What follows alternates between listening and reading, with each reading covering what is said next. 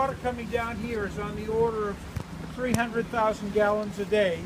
And if you want to come and look around that way, I'm just up here. You can stand, I suppose, if you want, you can stand up there. What you're going to see are several things. First of all, is water running along a trough here.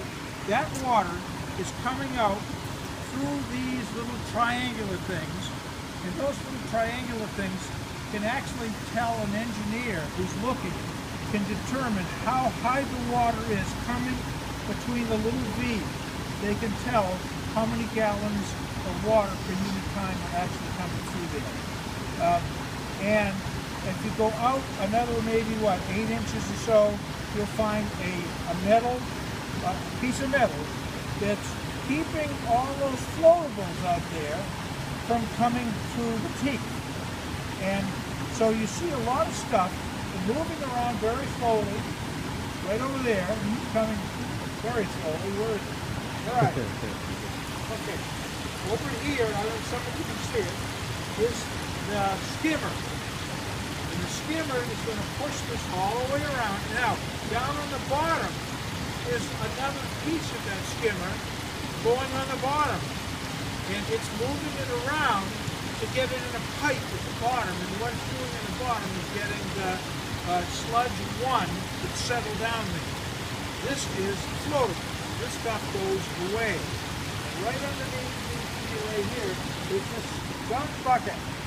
So that we will see this in a few moments. You'll see the whole thing because there's no water in that one. So these pieces of angular material they use often in hydrological things, surface hydrological things. They're called weirs. W-I-E-R-S. They're a bunch of little triangular pieces that are connected together. And they could be across the stream, or in this case, a wastewater treatment plant. They allow one to determine by view what the actual amount of water is, because they know how many of these weirs there are, and how much water comes through at a certain amount of time based on how high the water is. During flood stage, it's possible that the water will be almost to the top of those weirs. It'll be flying right out of the weir.